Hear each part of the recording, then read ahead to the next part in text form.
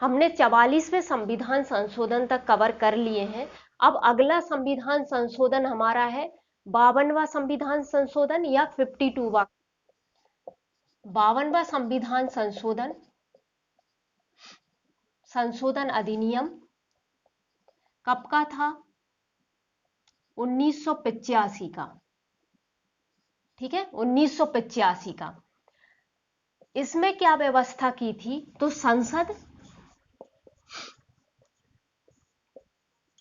And राज्य विधान मंडल जो भी थे, राज्य विधान मंडल में विधान परिषद भी आ जाती है ना, मैंने विधानसभा बस नहीं लिखा, मैंने राज्य विधान मंडल लिखा है। तो राज्य विधान मंडल में यदि किसी राज्य में विधान परिषद है तो वो भी आएगी। तो संसद या राज्य विधान मंडल के जो सदस्य होते हैं, सदस्यों को दल बदल के कुछ मामलों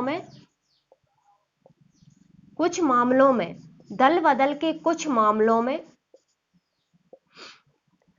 अयोग्य ठहराने की व्यवस्था की गई थी। मतलब कुछ मामले तय कर दिए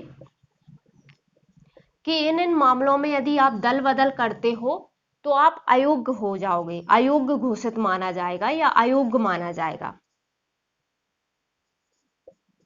ठीक है, तो 52वां संविधान संशोधन अधिनियम जो कि 1985 में हुआ था, इसमें क्या किया गया? इसमें जो संसद और राज्य विधानमंडल के जो सदस्य थे वो दल बदल के कुछ मामलों में अयोग्य ठहराने की व्यवस्था की थी। सदस्यों को दल बदल के कुछ मामलों में अयोग्य ठहराने की व्यवस्था की थी। ये तो इसका पहला प्रावधान था। आप वहां भी पॉइंट डाल के लिख सकते हो, मेंस में 3 नंबर में लिख रहे हो, या फिर ऐसे भी लिख सकते हो, कोई बात नहीं है। दूसरा प्रावधान इसका क्या था? इसके दो प्रमुख प्रावधान थे 52वें संविधान संशोधन के। तो दूसरा था इसमें 10वीं अनुसूची, जो कि दल बदल से संबंधित ही प्रावधान जिसमें दिए हैं विस्तार से। तो 10वीं अनुसूची जोड़ दी थी संविधान में। भाई ये हम पहले ही बता चुके हैं कि मूल संविधान में 8 अनुसूचियां थी, अभी वर्तमान में 12 अनुसूची हैं। नवी अनुसूची कब जोड़ी थी? प्रथम संविधान संशोधन अधिनियम 1951 द्वारा जोड़ी थी। 10वीं अनुसूची 52वें संविधान संशोधन अधिनियम 1985 में जोड़ दी थी। तो 10वीं अनुसूची जोड़ दी। ठीक है, तो दूसरा प्रावधान इसका यह था कि 10वीं अनुसूची जोड़ दी। अब अगला संविधान संशोधन देखते हैं। इसमें दो प्रमुख प्रावधान यही थे। 3 नंबर में आपसे पूछा जा सकता है, तो आप इसको दोनों प्रावधानों को तैयार कर लीजिए। अगला प्रमुख संशोधन है 61वां संविधान संशोधन अधिनियम।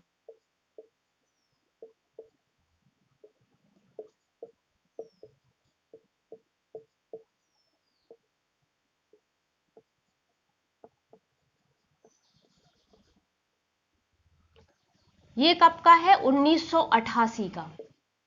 लेकिन ये लागू कब हुआ था? ये लागू हुआ था 1989 में। अब ये मैंने 1989 भी क्यों बता दिया वो मैं आगे बताती हूं आपको। 61वां संविधान संशोधन अधिनियम है। अधिनियम है कब का? 1988 का। लागू कब हुआ था? 1989 में। ठीक है, इसका प्रमुख प्रावधान क्या है? ये भी 3 नंबर में आ सकता है। तो इसका प्रमुख प्रावधान ये है कि जो लोकसभा या विधानसभा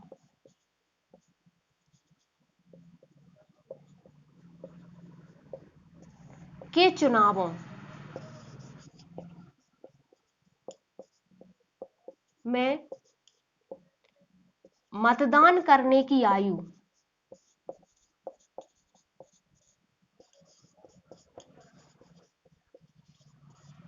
21 वर्ष से घटाकर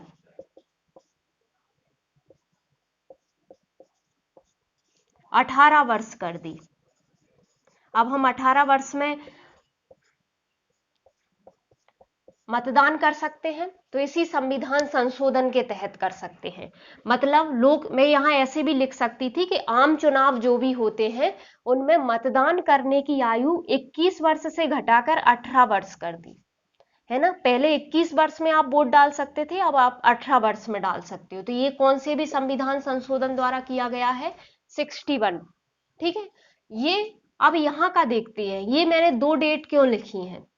तो 1988 का तो अधिनियम था। तो कभी क्वेश्चन यदि ऐसा पूछा जाता है कि 61वां संविधान संशोधन अधिनियम कब का था, तो 1988 का। एक क्वेश्चन मैंने कहीं भी किसी भी एग्जाम में ऐसा देखा है कि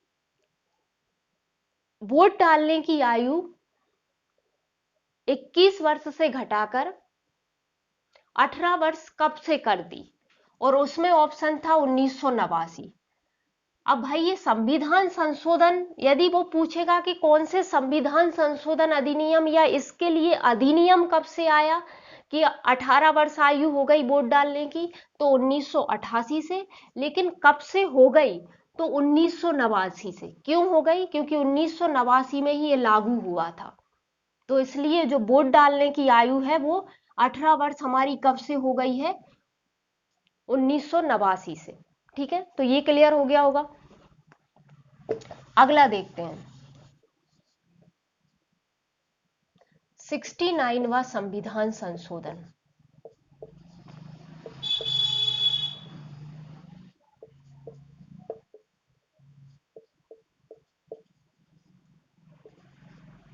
सिक्सटी 69वां संविधान संशोधन अधिनियम,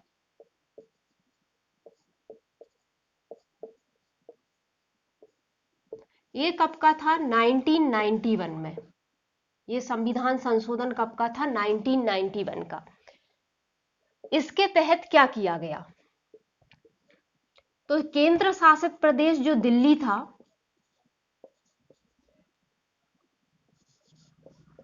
केंद्र शासित प्रदेश दिल्ली था, दिल्ली को विशेष दर्जा देते हुए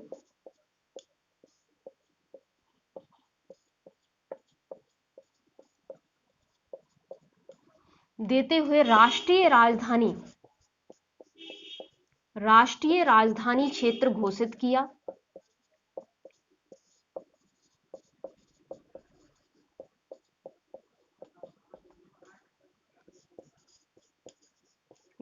किया।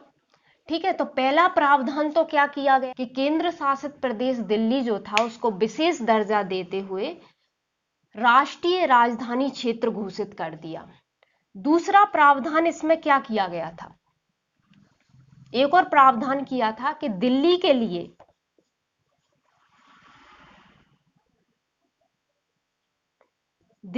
लिए एक 70 सदस्यीय विधानसभा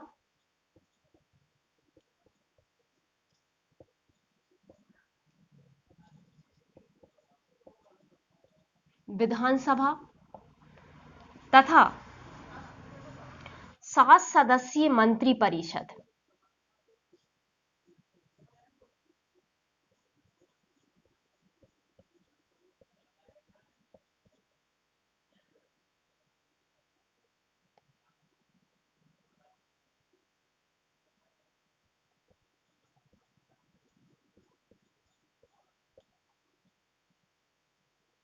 7 सदस्यीय मंत्रिपरिषद, की व्यवस्था की।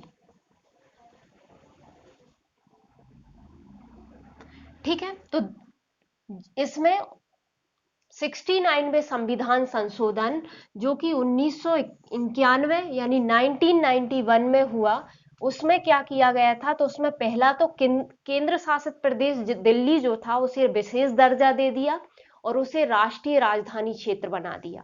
दूसरा क्या किया गया भाई? पहले केंद्र शासित प्रदेश था, वहां पर विधानसभा नहीं थी, तो उसके लिए 70 सदस्यीय एक विधानसभा की व्यवस्था कर दी और 7 सदस्यीय मंत्रिपरिषद। अब विधानसभा है तो मंत्रिपरिषद भी तो होगी, तो 7 सदस्यीय मंत्रिपरिषद की व्यवस्था कर दी। तो ये हमारा हो गया। अगला देखते हैं, चलिए अगला है हमारा 70वां संविधान संशोधन।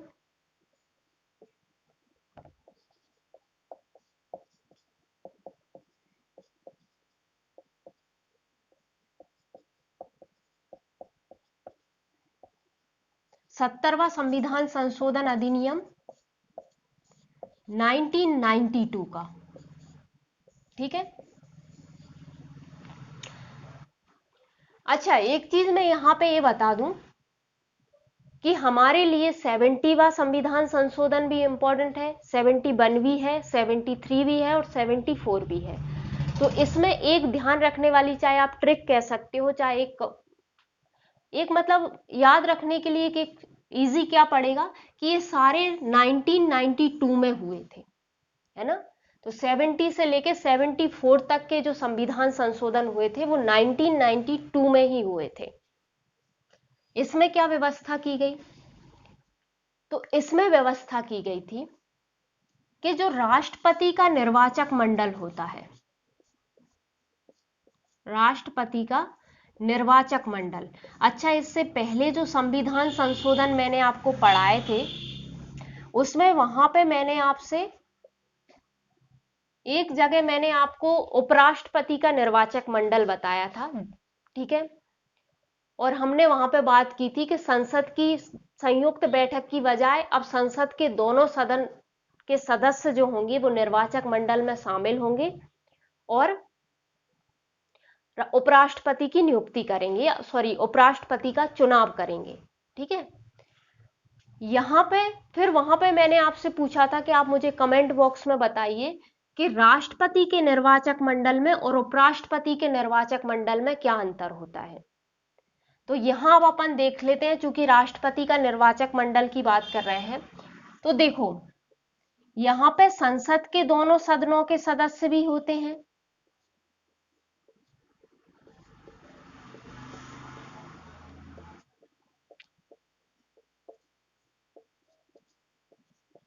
वहां पे सिर्फ संसद के दोनों सदनों के सदस्य थे, लेकिन वहां पे ये मेंशन नहीं था कि वहां पे निर्वाचित होंगे या मनोनीत होंगे, कैसे होंगे। लेकिन यहां पे साफ कहा गया है कि जो संसद के दोनों सदनों के जो निर्वाचित सदस्य होंगे वो इस निर्वाचक मंडल में शामिल होंगे। ठीक है। कि यहां पे संसद के दोनों सदनों के निर्वाचित सदस्य जो होंगे वो शामिल होंगे, प्लस राज्यों की विधानमंडल, सॉरी, राज्यों की जो विधानसभाएं हैं, राज्यों की विधानसभाओं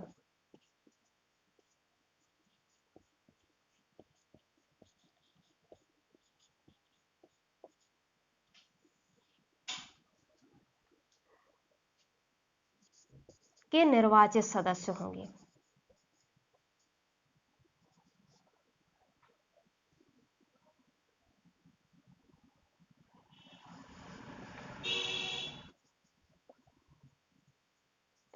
तो ये संविधान संशोधन में नहीं है, ये तो हम राष्ट्रपति का निर्वाचक मंडल बता रही हूं, जो हमने वहां पे वो क्वेश्चन मैंने किया था ना, तो उसको यहां क्लियर कर रही हूं। तो ये अंतर होता है। उसमें क्या था कि संसद के उपराष्ट्रपति का चुनाव जो मंडल कर रहा था, जो निर्वाचक मंडल कर रहा था, उसमें संसद के दोनों सदनों के सभी सदस्य शामिल थे। यहां पे संसद के दोनों सदनों के सिर्फ निर्वाचित जो सदस्य होते हैं वो शामिल हैं, प्लस राज्यों की जो विधानसभा है, मैंने यहां विधान परिषद नहीं कहा और ना ही मैंने विधान मंडल कहा है, मैंने कहा है राज्यों की विधानसभा के जो निर्वाचित सदस्य होते हैं वो भी इस निर्वाचक मंडल में शामिल होते हैं। अब भाई, निर्वाचक मंडल में विधान परिषद के लोग क्यों नहीं आते? क्योंकि सिर्फ 6 ही विधान परिषदें हैं ना, तो फिर सभी राज्यों को बराबर दर्जा कैसे मिल पाएगा? ठीक है। तो इसलिए निर्वाचक मंडल में विधान परिषदों के सदस्य शामिल नहीं होते। चलो, तो ये तो हमारा समझने के लिए था ये निर्वाचक मंडल। ये हम देखते हैं कि 70वें संविधान संशोधन में क्या किया गया था। तो जो 70वां संविधान संशोधन अधिनियम 1992 जो था, उसमें जो राष्ट्रपति का निर्वाचक मंडल था, उसमें विधानसभा दिल्ली में बन गई थी। तो दिल्ली की विधानसभा,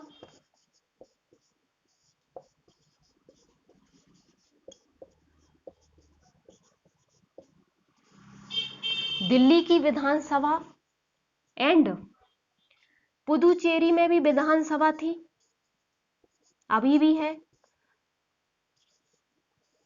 तो पुदुचेरी की विधानसभा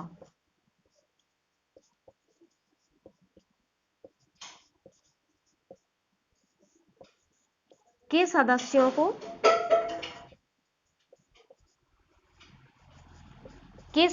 को इसमें शामिल किया था। ठीक है, तो राष्ट्रपति का जो निर्वाचक मंडल था उसमें हमने दिल्ली, केंद्र शासित प्रदेश दिल्ली में हमने विधान, इससे पहले 69वें संविधान संशोधन में हमने देख लिया ना कि दिल्ली के लिए 70 सदस्यीय विधानसभा बन गई। 70वें संविधान संशोधन में क्या व्यवस्था कर दी कि जो दिल्ली की विधानसभा है उसके सदस्य और जो पुदुचेरी की विधानसभा है उसके सदस्यों को राष्ट्रपति के निर्वाचक मंडल में शामिल कर दिया। ठीक है, उनको राष्ट्रपति के निर्वाचक मंडल में शामिल कर दिया और यहां पे निर्वाचित सदस्य ही शामिल होंगे, ये ध्यान रखना। तो ये हमारा 70वां संविधान संशोधन हो गया। इसमें यही फैक्ट इंपॉर्टेंट था, यदि मेंस में नहीं भी आता है तो कभी प्री में पूछ लिया जाए, इसलिए मैंने यहां पे करवा दिया। अगला हमारा है 71वां संविधान संशोधन।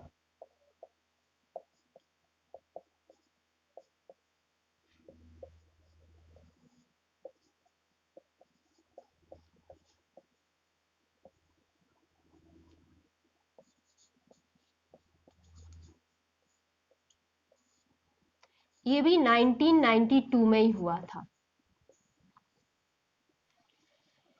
इसमें क्या व्यवस्था की थी, तो हम 8वीं अनुसूची जो थी हमने पहले देखी है। 8वीं अनुसूची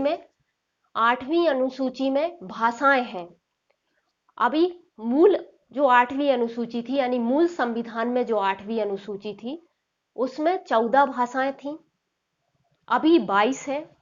और ये 14 थी तो जाहिर सी बात है संविधान संशोधन कर करके जोड़ी गई होंगी।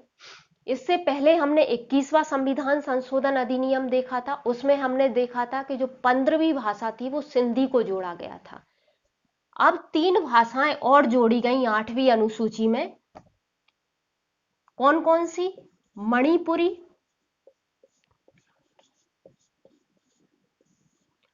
कोंकणी और नेपाली। ठीक है, ध्यान रखना इन भाषाओं को। कभी कभी प्री में क्वेश्चन आता है कि इनमें से कौन सी भाषा 8वीं अनुसूची में शामिल नहीं है। ठीक है, तो ये 3 जोड़ी गई थी। अब हमने जब सिंधी जोड़ी थी तो 15 हो गई थी, अब जब इनको 3 को जोड़ दिया तो कितनी हो गई? 18। तो यानी अब हमारे संविधान में 8वीं अनुसूची में 18 भाषाएं हो गई थी। ठीक है, आगे देखते हैं। ठीक है, तो इसे यदि 3 नंबर में लिखना है तो आप ऐसे ही लिखिए कि इसके तहत 8वीं अनुसूची में मणिपुरी, कोंकणी और नेपाली भाषा को संविधान की 8वीं अनुसूची में शामिल किया गया। अगला हमारा इंपॉर्टेंट संविधान संशोधन कौन सा है? 73वां, और ये कुछ ज्यादा ही इंपॉर्टेंट है।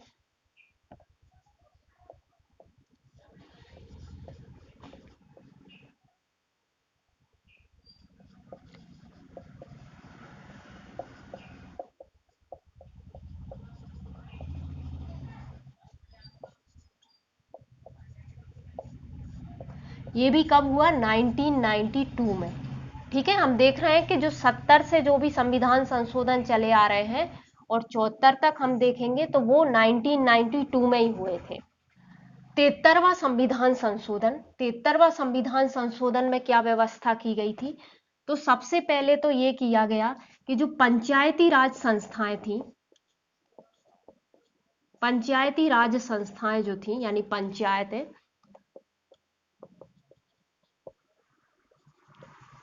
पंचायती राज संस्थाओं को संवैधानिक स्थिति, संवैधानिक स्थिति और सुरक्षा प्रदान की गई।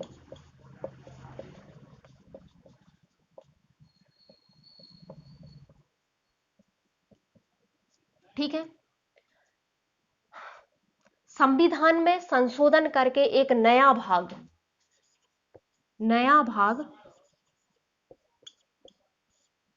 ठीक है, यहां लिख देना संविधान में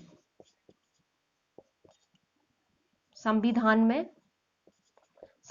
में एक नया भाग 9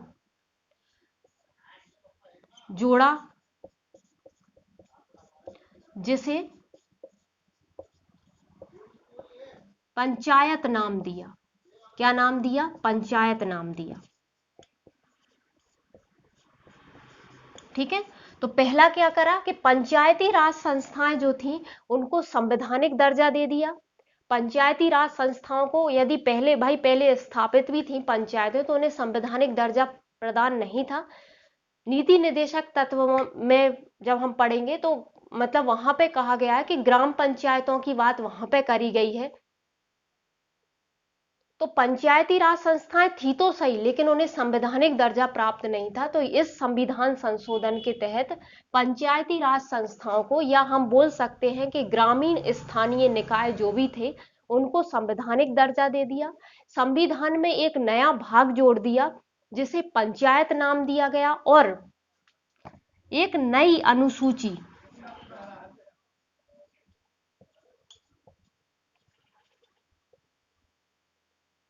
11वीं अनुसूची, एक नई अनुसूची 11वीं अनुसूची जोड़ दी, जिसमें पंचायतों के लिए, जिसमें इन पंचायतों के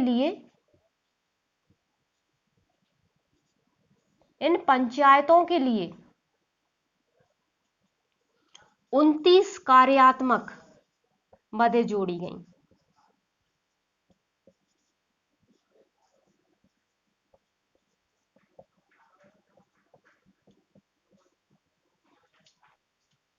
ठीक है, तो ये हमारा थोड़ा सा हौच-पौच हो गया, मैं पढ़ के सुना देती हूं, आप लिख लीजिए कि जो पंचायती राज संस्थाओं को संवैधानिक स्थिति और सुरक्षा प्रदान की। ठीक है, दूसरा, संविधान में नया भाग 9 जोड़ा गया जिसे पंचायत नाम दिया गया। ठीक है, और एक नई 11वीं अनुसूची, नई अनुसूची यानी 11वीं अनुसूची जोड़ दी, जिसमें पंचायतों के लिए 29 कार्यात्मक मदें जोड़ी गई। 29 कार्यात्मक मदें मतलब 19 विषय पंचायतों को दिए जिस पर वो काम कर सकती है। ठीक है, तो पंचायतों के लिए जितने विषय सौंपे गए हैं वो कितने हैं? 29। ठीक है, तो ये सारी व्यवस्थाएं किसमें की गई? 73वें संविधान संशोधन में की गई। अच्छा, हम जब ये सिलेबस है और इसमें यूनिट 3 में एक टॉपिक दिया है संविधान के 73वें और 74वें संविधान संशोधन के संबंध में जन भागीदारी और स्थानीय शासन। तो स्थानीय शासन, ये पंचायतों को क्या, ग्राम पंचायतों को क्या बोला जाता है? ग्रामीण स्थानीय निकाय।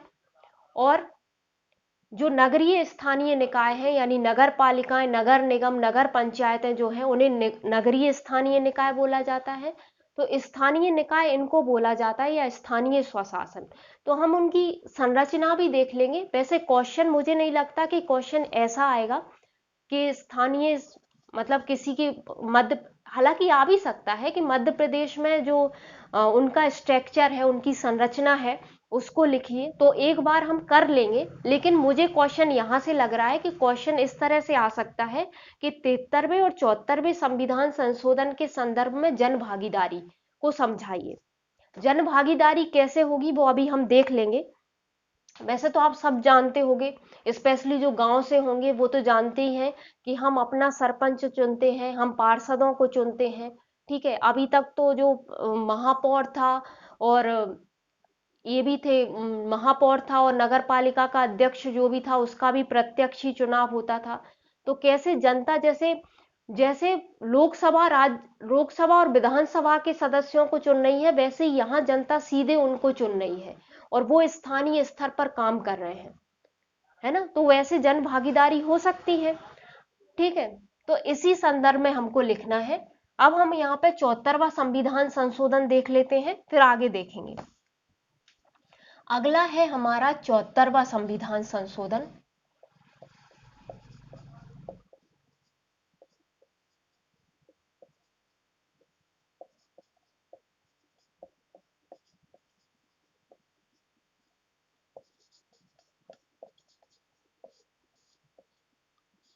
ये भी कब का है? 1992 का।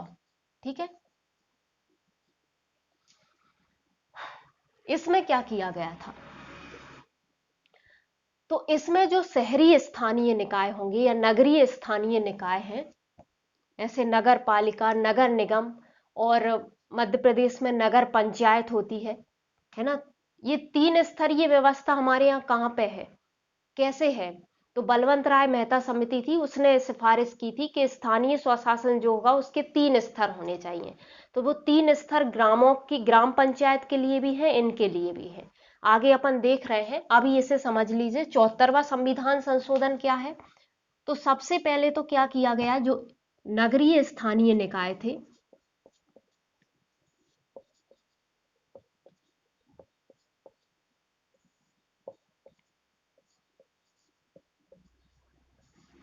नगरीय स्थानीय निकाय जो थे उनको संवैधानिक दर्जा दे दिया।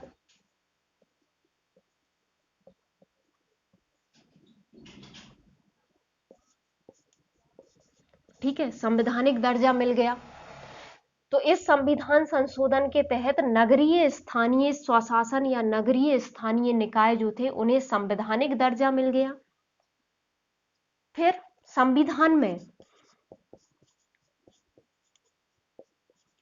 संविधान में नया भाग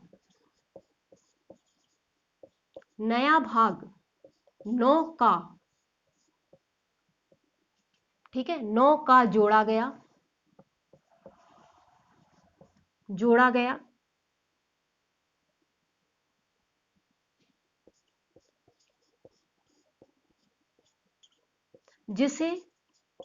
जिसे नगर पालिकाएं नाम दिया। क्या नाम दिया? नगर पालिकाएं।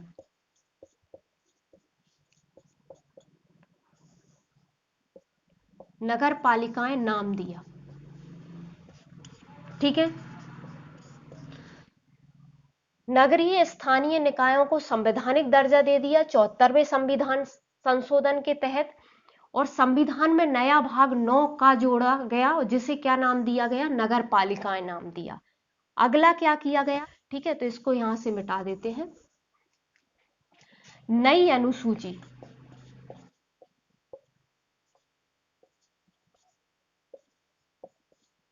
अनुसूची, यानी 12वीं अनुसूची जोड़ी गई। 12वीं अनुसूची जोड़ी, और इसमें यानी 12वीं अनुसूची में 18 कार्यात्मक मदें जोड़ी गई नगर पालिकाओं के लिए।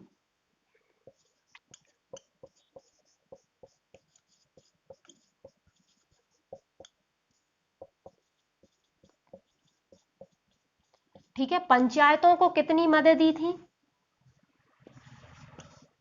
यानी विषय, पंचायतों को कितनी मदें दी थी? 29, और नगर पालिकाओं को 18 कार्यात्मक मदें, यानी नगर पालिकाओं को 18 विषय सौंपे गए हैं जिस पर उन्हें काम करना है।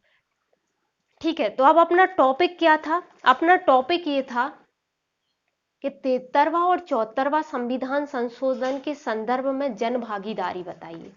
तो जन भागीदारी कैसे आ जाएगी भाई? हम हमारा सरपंच सीधे चुन रहे हैं, ठीक है, ग्राम सभा पंचों को चुन रहे हैं, सरपंच चुन रहे हैं, वहां पे वो जो 29 पंचायतों को 29, इसको मिटा दूं, है ना? आई होप आपने लिख लिया होगा, ये 3 पॉइंट थे। तो जो पंचायतें थी, इन दोनों के संदर्भ में पूछा जा रहा है ना, तो हमसे किसके बारे में पूछा जा रहा है? पंचायतें और नगर पालिका वगैरह, मतलब ये 3 स्तर की होती हैं, अभी हाल अपन देखेंगे। फिलहाल तो संविधान में इन्हें यही नाम दिया गया है, तो हम इनके ही तहत बात कर रहे हैं। ठीक है, तो बहुत सारे भाई, आप दोनों में ग्राम पंचायत की भी यदि बात करेंगे तो ग्राम पंचायत में भी आप सरपंच सीधे चुनते हो। ग्राम सभा की व्यवस्था की गई है, जो गांव की समस्याओं के लिए ग्राम सभा आयोजित होती है। शहर की बात करें तो शहरी स्थानीय निकाय और संसाधनों के संरक्षण के नगर पालिका, नगर निगम है।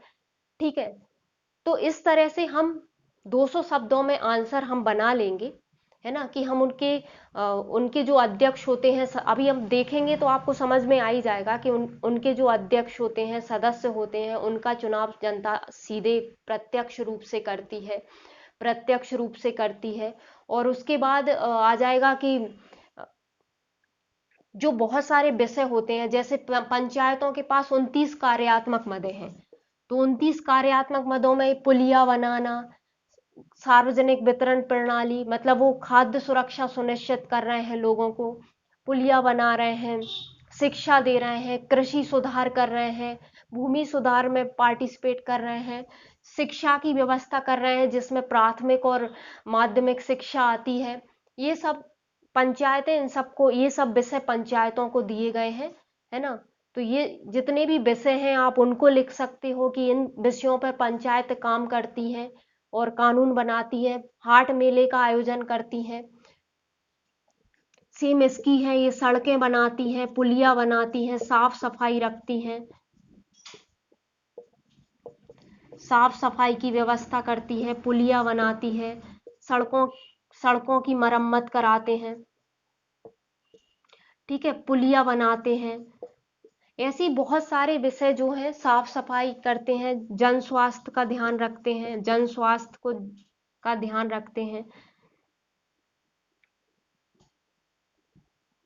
ठीक है। तो ये सारी चीजें इनके भी विषय हैं, तो इनके विषय आप उसमें लिख सकते हो कि पंचायतें कौन कौन से विषय देखती है, नगर पालिका कौन कौन से विषय देखती है। तो इस सब में ही आपको पूरा कवर, 200 शब्द आराम से कवर हो जाएंगे। तो आप क्वेश्चन इसी तरह तैयार कर लेना कि 73वां और 74वें संविधान संशोधन के संदर्भ में, यानी पंचायतों और नगर पालिकाओं के संदर्भ में जन भागीदारी, पंचायतों में और नगर पालिकाओं में जन भागीदारी कैसे सुनिश्चित हो रही है। ये राजनीतिक विकेंद्रीकरण का एक प्रबल उदाहरण है ना। इसमें क्या करते हैं, ये विषय ये देख रहा है, 29 विषय ये लोग देखते हैं, ठीक है। तो ये जब इन विषयों पर कानून बना रहे हैं, कानून मतलब एक तरह से नियम बनाते हैं, ये विषय देखते हैं, स्थानीय स्तर पर लोग जागरूक होते हैं राजनीति के लिए, उन्हें अपने मत, जो अपना मतदान होता है, मताधिकार होता है, उसे उनका महत्व पता चलता है, लोगों में जागरूकता बढ़ती है। इससे ही वो क्या करते हैं, केंद्र स्तर पर, राज्य स्तर पर एक उनका मतदान या मत व्यवहार बनता है। उनका अपना टॉपिक है वोटिंग बिहेवियर, वो अपन आगे देखेंगे। तो कैसे जो काम कर रहे हैं उनका, उनमें एक डिबेटिंग होती है, एक मतदान व्यवहार विकसित होता है, और फिर वो राष्ट्रीय स्तर तक की लोग अपने वोटिंग पावर को समझते हैं, अपने मताधिकार को समझते हैं, और वो राष्ट्रीय स्तर तक की जो है सरकार को चुनते हैं। तो ये सब आप उसमें 200 शब्द में लिख देना, तो ये आपका सफिशियंट होगा। ये सब मतलब जो भी पंचायतें या नगर पालिकाओं से जो भी आपको ध्यान आए, जिसमें जनता की भागीदारी हो, वो जन भागीदारी आ जाएगा। स्थानीय स्वशासन इसमें आगे लिखा है, एवं स्थानीय स्वशासन। तो स्थानीय स्वशासन की यदि हम संरचना देख लेंगे मध्य प्रदेश के संदर्भ में, वैसे तो ये नहीं आएगा, यदि यहाँ से क्वेश्चन आता है तो यही आएगा कि 73वें और 74वें संविधान संशोधन के संदर्भ में या पंचायतों या नगर पालिकाओं के तहत कैसे जन भागीदारी सुनिश्चित हो रही है। तो क्वेश्चन इसी तरह से आने की संभावना, मैं तो कहूंगी 100% ऐसे ही आएगा। लेकिन फिर भी मेरा काम है तो मैं आपको वहां उनका स्ट्रक्चर और बता देती हूँ, अभी पंचायतों का और नगर पालिकाओं का, ठीक है।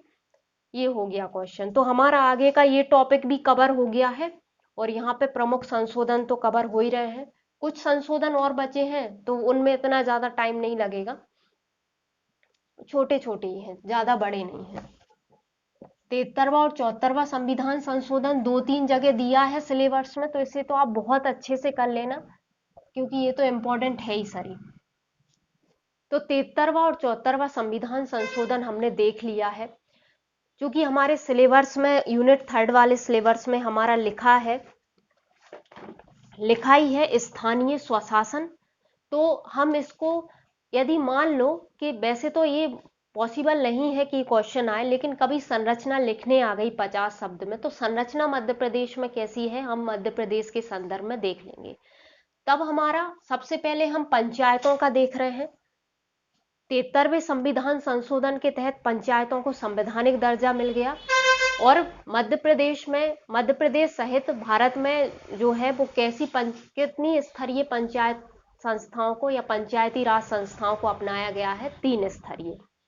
ये कौन सी समिति की सिफारिश पर अपनाया गया था? तो बलवंत राय मेहता समिति थी ये। बलवंत राय मेहता थे, उनकी एक समिति बनाई गई थी, उनकी सिफारिश पर ये त्रिस्तरीय पंचायतों का गठन किया गया था। ठीक है, तो सबसे पहले होती है ग्राम पंचायत। ये होती है 1000 से अधिक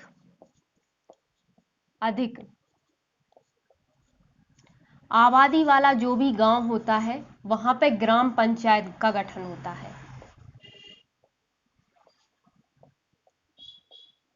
ठीक है, ग्राम पंचायत का गठन कहां पे होता है? जहां 1000 से अधिक आबादी वाला गांव जो होता है वहां पे ग्राम पंचायत का गठन होता है। ठीक है, इसका मुखिया कौन रहता है? सरपंच। तो मुखिया कौन होता है ग्राम पंचायत का? सरपंच। इसका मुखिया का चुनाव कैसे होता है? तो प्रत्यक्ष। मुखिया का चुनाव कैसे होता है?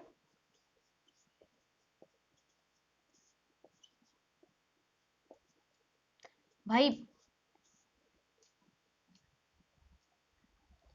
जनता सीधे चुनती है ना सरपंच को मध्य प्रदेश में। ये तो मध्य प्रदेश। अच्छा, ये नाम जो है ना ग्राम पंचायत, जनपद पंचायत, जिला पंचायत, ये नाम तो मध्य प्रदेश में है ना। ये अलग अलग जगह अलग अलग नामों से जानी जाती हैं। और जो बलवंत राय मेहता थे उन्होंने जो 3 स्तरीय बात करी थी वो किस किस की थी? कि भाई ग्राम स्तर पर ग्राम पंचायत होगी, फिर ब्लॉक स्तर पर पंचायत समिति होगी,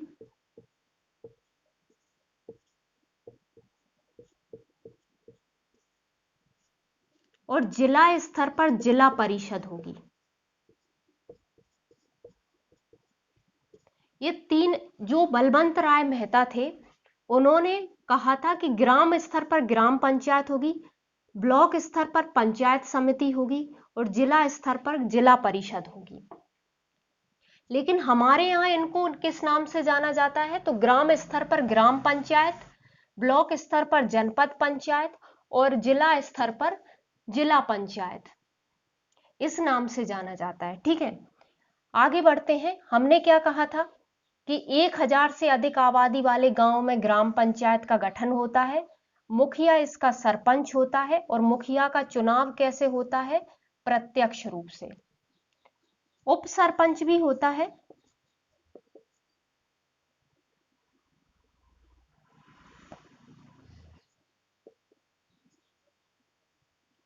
उप सरपंच भी होता है, लेकिन इसका चुनाव अप्रत्यक्ष होता है। ठीक है भाई, पंच आपस में मिलकर इसका चुनाव कर देते हैं। अब आते हैं जनपद पंचायत पे। तो 5000 से अधिक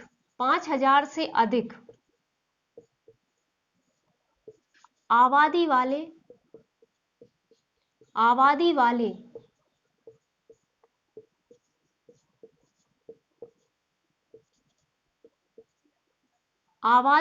विकास खंड में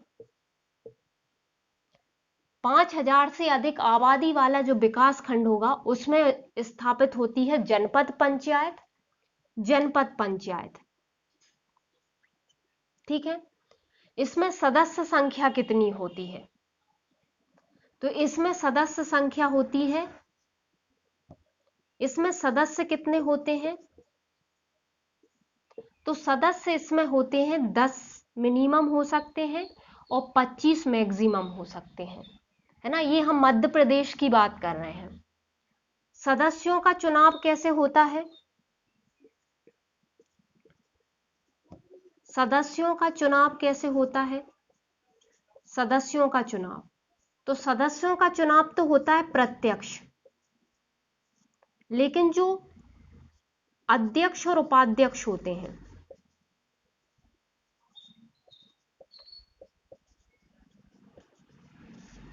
उनका चुनाव होता है अप्रत्यक्ष। मतलब ये सदस्य अपने में से ये एक अध्यक्ष चुन लेते हैं और अपने में से ही अपने में से ही एक अध्यक्ष चुन लेते हैं और अपने में से ही एक उपाध्यक्ष चुन लेते हैं।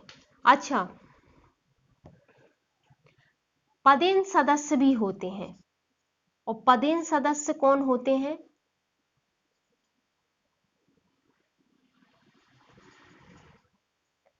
जनपद पंचायत में पदेन सदस्य भी होते हैं, और पदेन सदस्य कौन होते हैं? तो सरपंच और उस क्षेत्र का विधायक, ये पदेन सदस्य होते हैं जनपद पंचायत में। ठीक है, तो हमने देख लिया है कि 5000 से अधिक आबादी वाला जो विकास खंड होगा वहां पे जनपद पंचायत होगी। सदस्य संख्या इनकी होती है 10 से 25 तक हो सकती है। सदस्यों का चुनाव प्रत्यक्ष रूप से होता है। अध्यक्ष और उपाध्यक्ष जो हैं वो अप्रत्यक्ष रूप से चुने जाते हैं। मतलब जो सदस्य हैं वो ही अपने में से एक को अध्यक्ष चुनते हैं और एक को उपाध्यक्ष चुनते हैं, और ये बहुमत से होता है। और पदेन सदस्य कौन होते हैं? तो पदेन सदस्य सरपंच भी होता है जनपद पंचायत का, और विधायक भी होता है। उस क्षेत्र का जो विधायक होगा वो पदेन सदस्य होगा। अब आते हैं अपन जिला पंचायत पे। तो 50,000 से अधिक 50,000 से अधिक आबादी वाला जो जिला होता है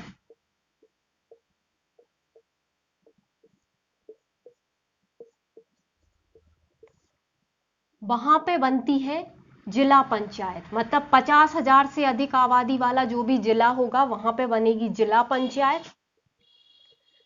इनमें इनकी जिला पंचायत की सदस्य संख्या कितनी होती है? इसमें रहती है मिनिमम 10 और मैक्सिमम 35। ठीक है, इसके सदस्यों का चुनाव कैसे होता है?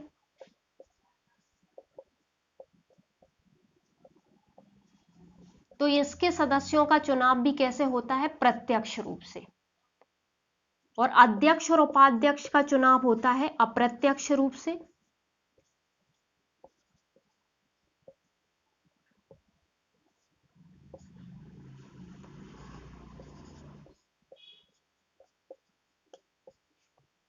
ठीक है, जैसे इसमें सदस्य मिलके अध्यक्ष और उपाध्यक्ष को चुन रहे थे, वैसे ही जिला पंचायत में अध्यक्ष और उपाध्यक्ष को सदस्य मिलके चुनते हैं अप्रत्यक्ष रूप से।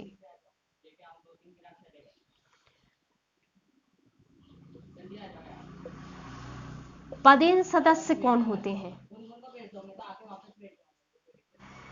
पदेन सदस्य कौन होते हैं? तो जो जनपद पंचायत थी उसका जो अध्यक्ष था वो अध्यक्ष इसका जनपद पंचायत का अध्यक्ष। ठीक है, कौन का अध्यक्ष? जनपद का। जनपद पंचायत का जो अध्यक्ष होता है वो पदेन सदस्य होता है। उस क्षेत्र का विधायक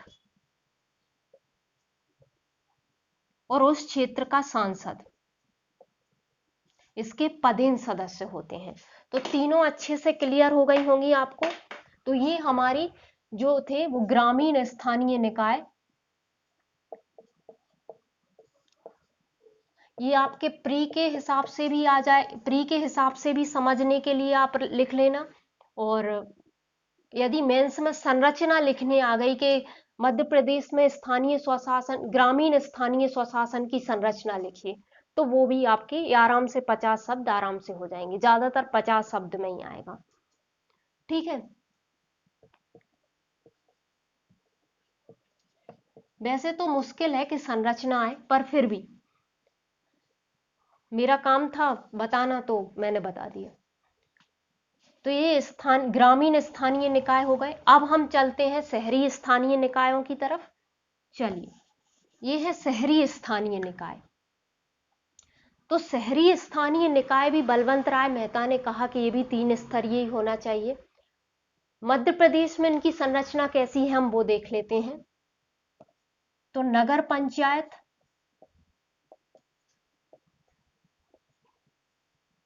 नगर पालिका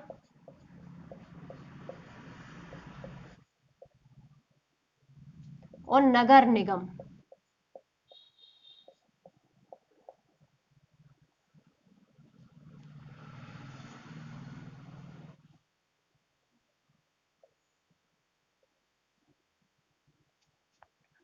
ठीक है, तो ये हो जाएगा। नगर पंचायत कहां होती है? तो 20,000 से अधिक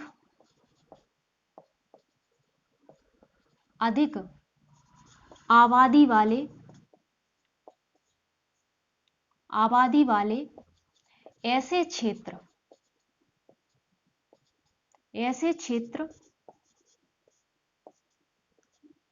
जो गांव से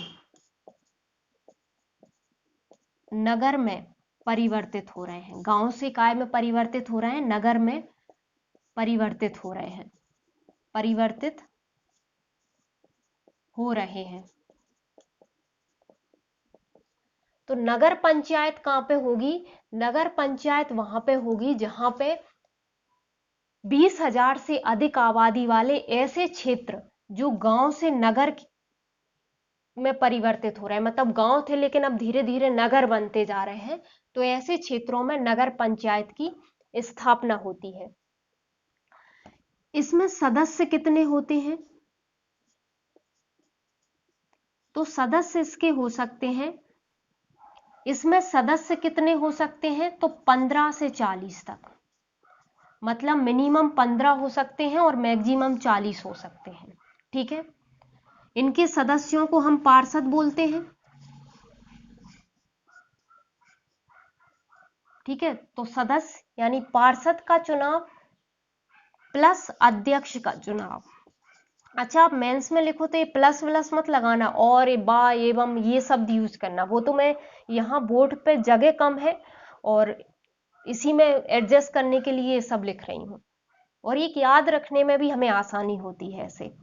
तो पार्षद और अध्यक्ष दोनों का चुनाव कैसे होता है? प्रत्यक्ष।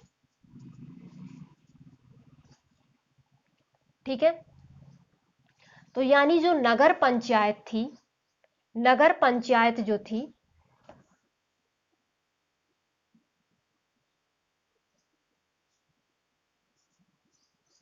नगर पंचायत हमारी जो है वो 20,000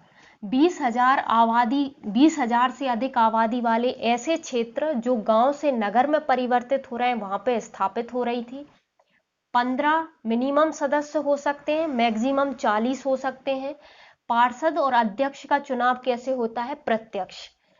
अच्छा, राज्य सरकार 2 सदस्यों को मनोनीत करती है, इसमें 2 सदस्यों को मनोनीत करती है।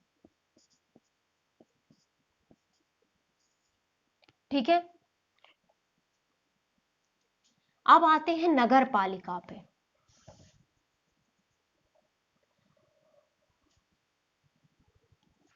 तो ऐसा नगरीय क्षेत्र है ना, ये नगरीय ही है, ऐसा नगरीय क्षेत्र जहां 50,000 से अधिक आबादी हो।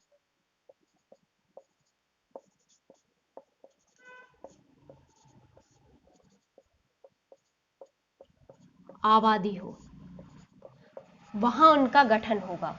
मतलब ऐसे नगरीय क्षेत्र जहां पे 50,000 से अधिक आबादी है, 50,000 से अधिक आबादी है, वहां पे नगर पालिका की स्थापना या नगर पालिका का गठन होगा। इसमें सदस्य कितने होते हैं? तो इसमें भी मिनिमम सदस्य 15 हो सकते हैं और मैक्सिमम 40 हो सकते हैं। ठीक है,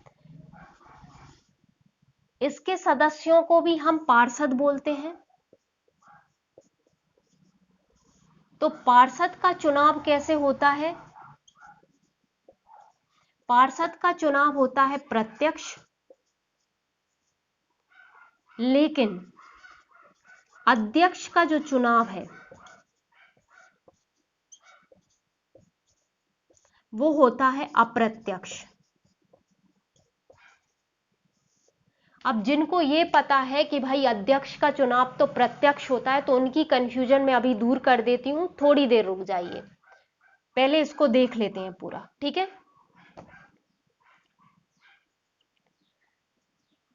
इसमें 4 सदस्यों को सरकार मनोनीत करती है। कौन करती है? राज्य सरकार। सॉरी, अभी ये कंफ्यूजन हम दूर कर रहे हैं, नगर निगम और देख लेते हैं, क्योंकि वहां भी सेम कंफ्यूजन होगी आपको, ठीक है। तो नगर निगम देखते हैं। ऐसा नगरीय क्षेत्र, ऐसा नगरीय क्षेत्र, नगरीय क्षेत्र, ठीक है, ऐसा नगरीय क्षेत्र जहां जहां 1 लाख से अधिक, 1 लाख से अधिक आबादी हो,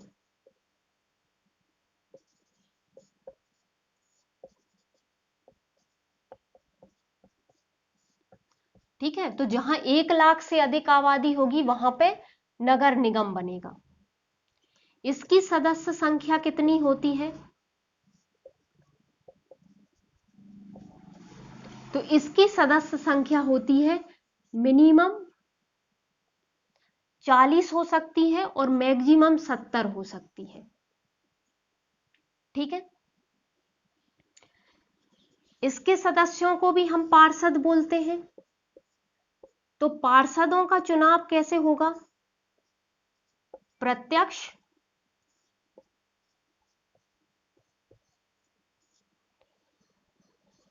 और इसमें होता है महापौर।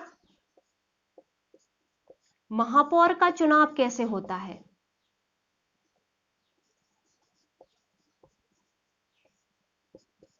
अप्रत्यक्ष। अब यहां सबको बड़ा लग रहा होगा कि ये क्या लिख दिया, तो वो करते हैं कंफ्यूजन दूर, देखते हैं। यहां 6 विशेषज्ञ सदस्यों को, अच्छा ये जो मनोनीत सदस्य हैं सब विशेषज्ञ हैं, मैंने लिखा नहीं है यहां पे, लिख लेना आप। 6 विशेषज्ञ सदस्यों को मनोनीत करती है कौन? राज्य सरकार। अब आपकी कंफ्यूजन दूर करते हैं। पार्षद और अध्यक्ष दोनों का चुनाव कैसे हो रहा था? प्रत्यक्ष, और राज्य सरकार 2 सदस्यों को मनोनीत कर रही थी।